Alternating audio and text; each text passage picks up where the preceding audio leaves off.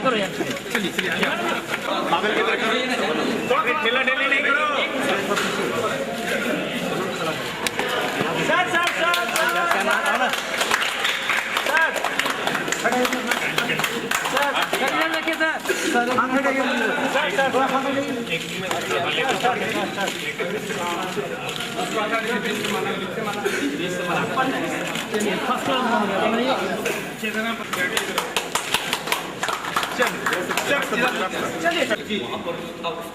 अभी वही है वो स्पेस में बैठे उसका आईटी में लेकिन लगाया है आप लोग। जी जी जी नहीं सभी इन्फॉर्मेशन है सर, यहाँ सामने अगर है आपका सर इधर से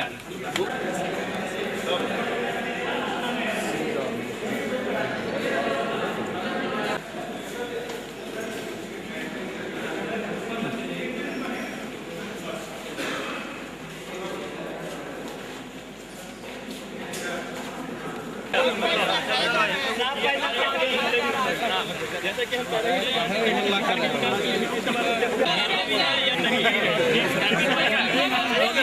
कैंटीन नहीं है, हॉस्टल नहीं है।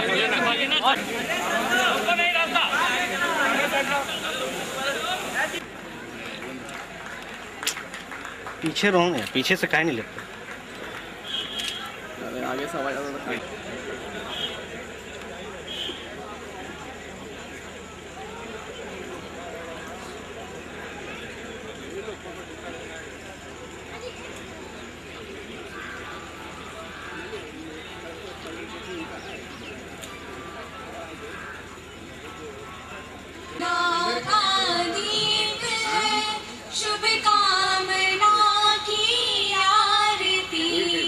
स्वागतम है महामना, ना का दीप है शुभ कामना की आरती, भावना का दीप है।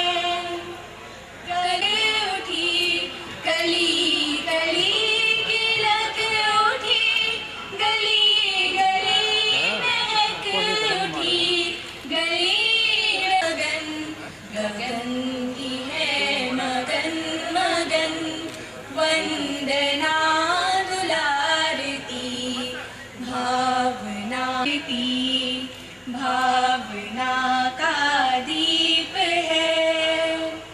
कल कभी नहीं मिला आज भी है कल्पना, आज की ही कल्पना कल को है संवारती, भावना का दीप है शुभ भावना का दीप है, शुभ कामना की आरती, भावना का दीप है, शुभ कामना की आरती, भावना का दीप है।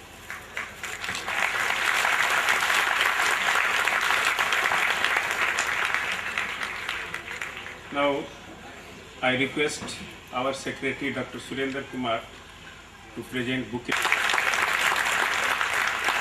Again, I request him to present bouquet to our Director, Dr. U.C. Ray.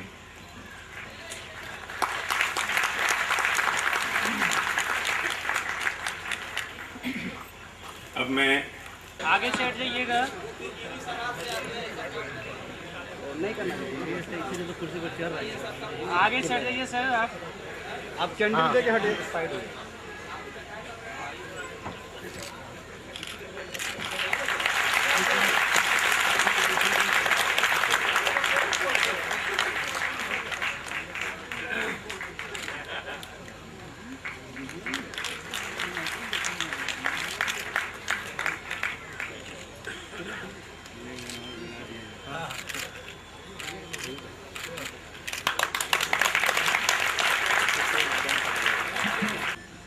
Honorable Chief Guest, Engineer Nitish Kumar, Chief Minister of Bihar, respected Engineer Jwala Prasad, President of NIT Patna, Alumni Association is proud to see its alumni, Engineer Nitish Kumar, as Chief Minister of Bihar.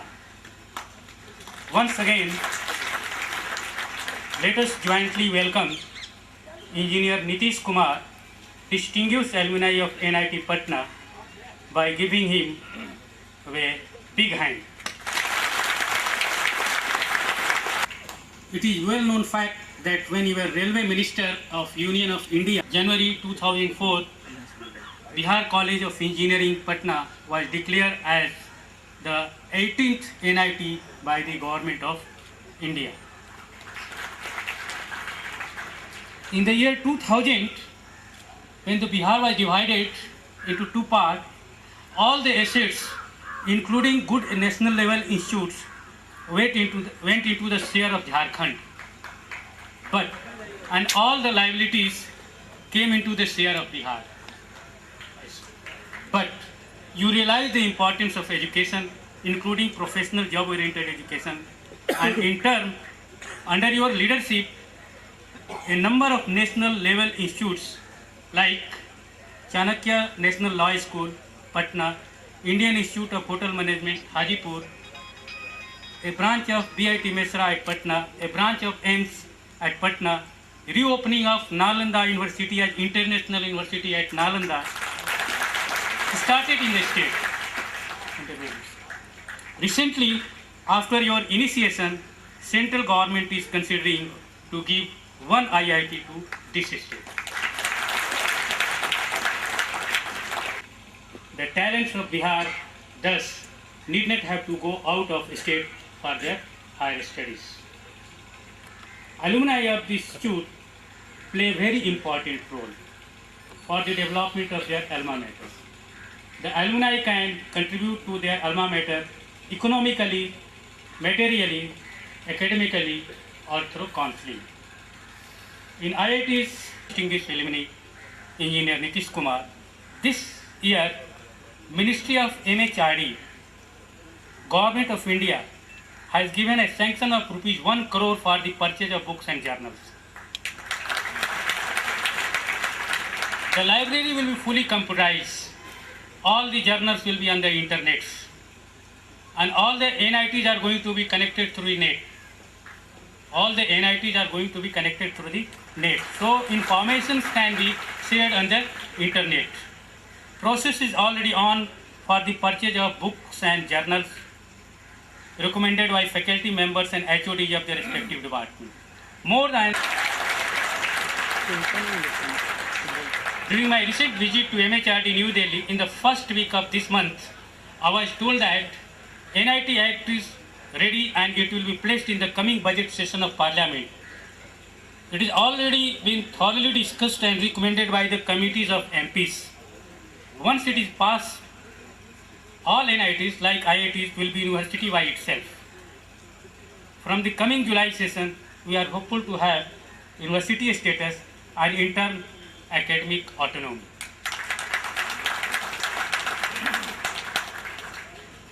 Due to the recent decision of Government of India to implement 27% OBC reservation in centrally funded institutions, 54% of present seats will be increased from the session 2007-2008.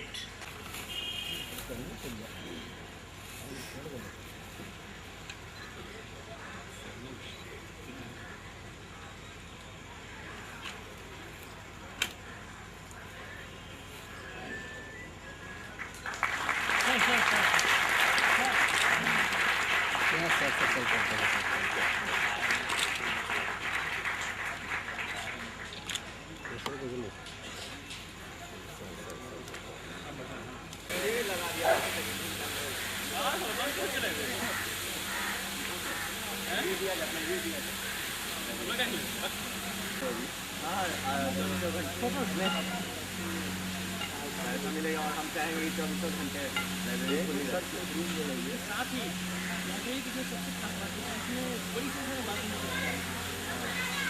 और सबसे बड़ी हम लोग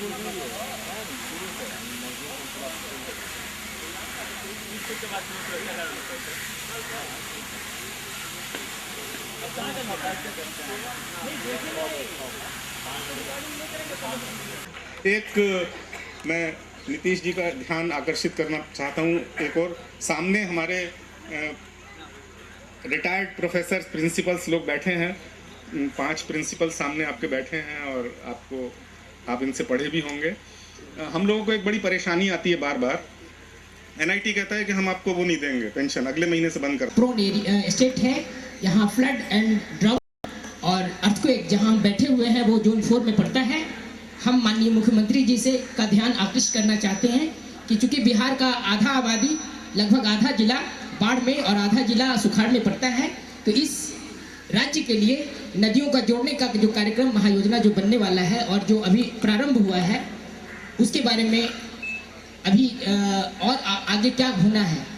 और हम चाहते हैं कि बातें हैं जहां कॉलेज का सवाल है। कॉलेज में केंद्रीय लोक निर्माण विभाग का मैं मुख्य अभियंता हूं आज के दिन में, और पूरे देश की सेवा अन्य स्थानों पे करने के बाद मुझे पटना में यहाँ पे सेवा अर्पित करने का मौका मिला है और उस मौके के में NIT में भी काम करने का मौका मिला है। यहाँ पे जो ज़मीन, नई ज़मीन तो हम लोग लेने की बात कर रहे हैं, जो बाहर में है, जो हमारे परिसर के अंदर भी ज़मीन है वह भी आज की डेट में अतिक्रमण नीति है। मेरा अनुरोध है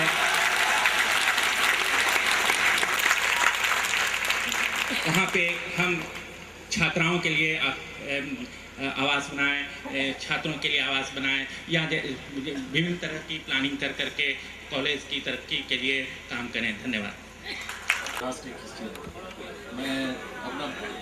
मैं अपना भाई को बताना चाहता हूँ जो 130 अभियंता का बहाली कॉन्ट्रैक्ट बेसिस में अगला महीने में ऑर्डर हम लोग निकालने वाले हैं।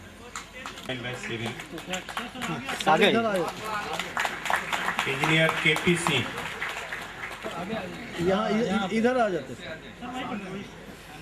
इंजीनियर KN लाल 1953 बैच सिविल। सर इधर से हट जाइएगा sir.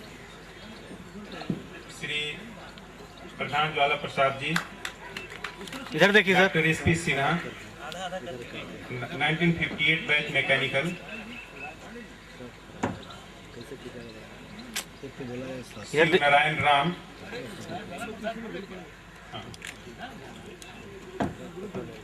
Shri Narayan Ram 1957 batch civil. Engineer Pradhan Jwala Prasad. Vinay Kumar Verma, doctor SP Singh. Vinay Kumar Verma 1960 batch civil.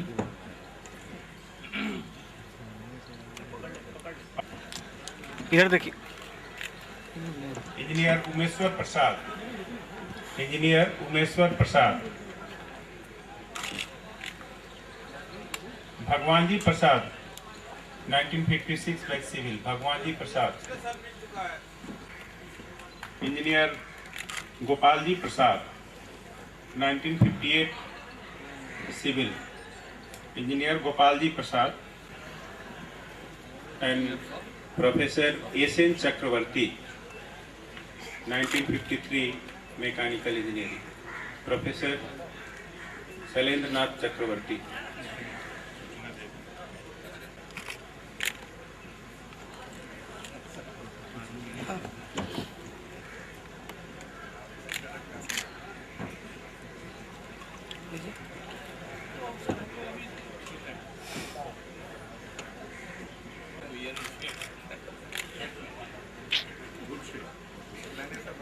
Thank you sir.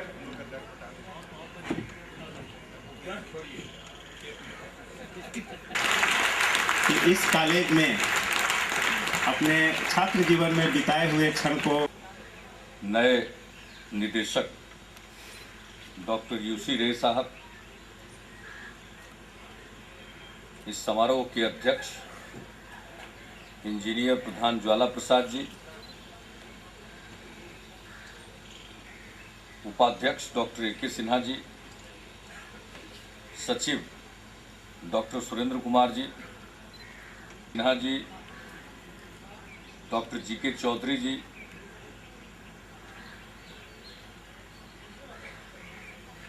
यहाँ उपस्थित हमारे कई गुरुजन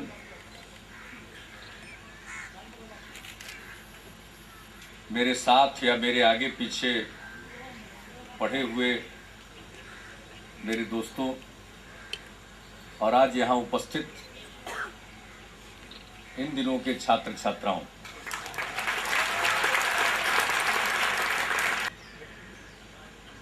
जो हमारा बहुत पुराना साथी है, मैं यही कह सकता हूं कि उसके स्वभाव में और तेवर में दोनों में किसी प्रकार का बदलाव नहीं आया है। तो ये देख करके मुझको खुशी होती है। और जब इस इंजीनियरिंग कॉलेज में एक बार हम लोगों ने आंदोलन किया था, छात्र आंदोलन था, तो उसमें अफजल ने और उसके बैच के साथियों ने बहुत डट कर हिस्सा लिया था। जितना समर्थन हमारे आंदोलन को हमारे बैचमेट्स का था, कहीं उससे ज्यादा समर्थन अफजल के बैचमेट्स का था। और ठीक कहा इन्होंने, उससे थोड़ा थोड़ा मेरा भी राजनीति की ओर जाने का मार्ग प्रशस्त हो गया। अचेतन में, सोच समझ कर नहीं, या अवचेतन कहिए, सब कॉन्शस में। अब वो तो बीते दिनों की बात हो गई, लेकिन हमने इनकी बात का इसलिए उदाहरण दिया और उनका उल्लेख किया है कि एक बात उन्होंने सही समय पर याद दिलाई, और वह यहाँ के कैंटीन के संबंध में। अभी जब लाइब्रेरी बिल्डिंग का उद्घाटन करने हम जा रहे थे, तो उस समय मेरी नजर पड़ी, लेकिन उसमें ताला लटका हुआ था। तो लौटते वक्त हमने पूछा कि भाई ये कैंटीन बंद है क्या, क्योंकि कैंटीन से मेरा बड़ा भावनात्मक संबंध है, इंजीनियरिंग कॉलेज के कैंटीन से।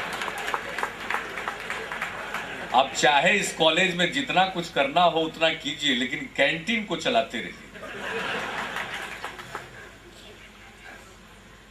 क्योंकि हमारे उस समय के टीचर्स लोग जानते हैं कि मेरा वक्त क्लासरूम से ज्यादा कैंटीन में बीतता था।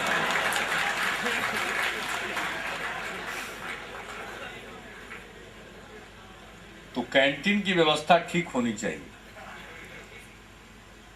अब हम लोगों के समय में कोई कैंपस सिलेक्शन का कंसेप्ट बहुत उभर नहीं पाया था। हमको जहां तक याद है कि कैंपस में नेवी से सिर्फ लोग आते थे, इंडियन नेवी से लोग आते थे और कुछ लोगों को सिलेक्ट करते थे और अपने यहाँ फिर उनको बाकी के इंटरव्यू के लिए और एग्जामिनेशन के लिए बुलाते थे। लेकिन अब तो ज़माना बदल गया। अब तो बड़े बड़े एम्प्लॉयर्स, बड़ी बड़ी कंपनियों के लोग आते हैं कॉलेजेस में और यहीं सेलेक्ट कर लेते हैं लोगों को। इसलिए कैंपस सिलेक्शन किस इंस्टीट्यूट में कितना होता है, इससे पता चलता है कि बाहर उस इंस्टीट्यूट की कितनी ख्याति है, उस इंस्टीट्यूट का कितना प्रभाव। तो अभी बताया गया कि 70% इसका कैंपस सिलेक्शन हो रहा, तो मैं समझता हूं कि कम है। यहाँ 100% कैंपस सिलेक्शन होना चाहिए, यह लक्ष्य होना चाहिए। अब NIT बन गया है, अच्छा भी हुआ, लेकिन जिस समय हम NIT इसको बनवा रहे थे, उस समय ऐसा कोई प्रस्ताव सामने नहीं था कि 500 एकड़ जमीन चाहिए। उस समय राज्य सरकार हमारी नहीं थी, हम भी मांग करते कि राज्य सरकार दे इतना। अब पिछली बार हम आए थे तो ये जमीन की मांग बढ़ती चली जा रही। पिछली बार आए थे तो यहाँ जो बोर्ड ऑफ गवर्नर्स, उसके डायरेक्टर आए हुए थे, चेयरमैन अशोक चंद्रा जी, तो उन्होंने उस समय कहा था 300 एकड़। अब हमारे डायरेक्टर साहब कह रहे हैं 500 एकड़। पता नहीं 300 एकड़ 500 एकड़ का करेंगे क्या। 300 एकड़ और 500 एकड़ की जरूरत दरअसल होती नहीं, क्योंकि जमीन खाली रहती। और एक बात बिहार के बारे में जान लेना चाहिए कि जमीन यहाँ बहुत नहीं है। यहाँ डेमोग्राफिक प्रेशर बहुत ज़्यादा है, यहाँ आबादी बहुत घनी और जमीन पर मानव दबाव बहुत ज़्यादा है। इसलिए कोई कहे कि हमको 500 एकड़ चाहिए, 1000 एकड़ चाहिए, तो बिहार के कंटेक्स्ट में बहुत सारे सूबे हैं जहां पर जमीन ही जमीन है, आदमी कम है और यहां सारी जमीन उपजाऊ। जमीन बहुत मायने रखती है। तो 300 एकड़ हम तो जो उनके चेयरमैन पिछली बार बोल रहे थे उसी को हम मानते हैं कि 300 एकड़ के बाद जो मांग करते हैं तो उसका कोई मतलब नहीं, हमारे दिमाग में रजिस्टर ही नहीं होता। लेकिन हाँ, जब प्रोफेसर सुरेंद्र बाबू ने कहा कि चलिए 300 एकड़ नहीं 100 एकड़ में ही काम चलेगा, तो ये हमको व्यावहारिक बात लग रही है। थोड़ा और डाउन साइज करिए। हम जब, अरे आप लोग तो निकल जाइएगा, दिल्ली में भी मंत्री बन गए। जमीन का कोई बहुत मतलब नहीं होता, जमीन चाहिए, प्लेग्राउंड चाहिए, सारी फैसिलिटी होनी चाहिए, लेबोरेटरी ठीक होना चाहिए, हॉस्टल्स अच्छे होने चाहिए, खेल कूद के मैदान होने चाहिए, सब कुछ ये होना चाहिए। लेकिन अब अनावश्यक 500 एकड़ जमीन, 300 एकड़ जमीन, अभी बोल रहे हो हॉस्टल नहीं है, वो ठीक है, संख्या बढ़ी है, तो अभी बता रहे हैं डायरेक्टर साहब कि हॉस्टल का इनका बॉयज हॉस्टल, गर्ल्स हॉस्टल दोनों का प्रस्ताव इनका मंजूर है, वो बनेगा। अरे एक बोलो तो पता भी चले, एक साथ हल्ला करो, ये सब काम तो मेरा था पहले।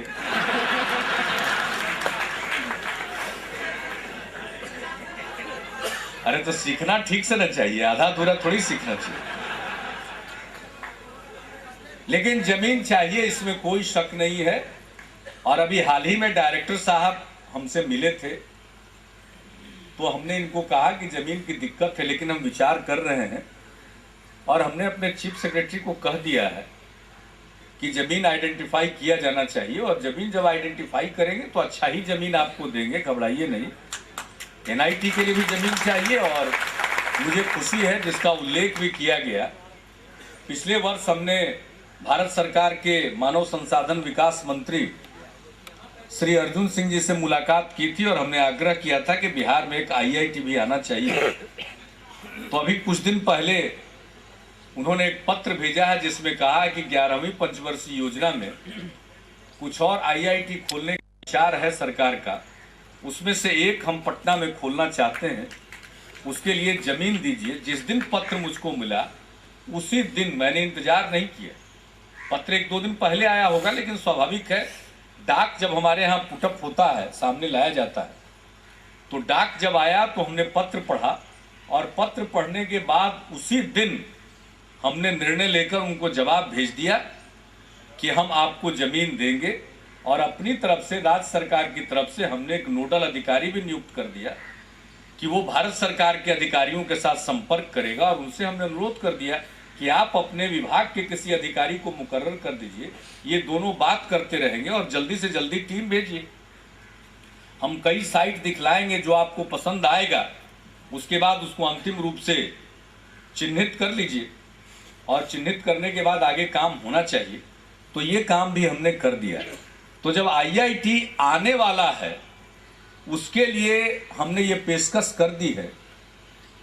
और यही नहीं, NIFT, national institute of fashion technology के लिए हमने आग्रह किया, तो वहाँ कहा गया कि साहब 10 एकड़ जमीन और 29 करोड़ रुपया राज्य सरकार देगी, दोनों हमने कम्युनिकेट कर दिया। आज से 3 महीना पहले हमने भारत सरकार को लिख 10 एकड़ जमीन और 29 करोड़ रुपया, हमने इसी साल उसका उपबंध भी कर लिया। 29 करोड़ रुपया और 10 एकड़ जमीन अब वहां से आ नहीं रहा है। हम तो रखे हुए हैं पैसा भी और जमीन भी, हमने मीठापुर इलाके में 10 एकड़ एनआईएफटी के लिए तय कर दिया। तो एनआईएफटी के लिए, और इस प्रकार से इंस्टीट्यूट्स बने। राज्य सरकार अपने बलबूते पर भी इंस्टीट्यूट्स बना रही है। National law university, Chanakya law university की स्थापना की गई, उसके लिए भी जमीन चिन्हित कर दिया और इस साल ही 20 करोड़ रुपया उसमें खर्च करने का विचार है। और पढ़ना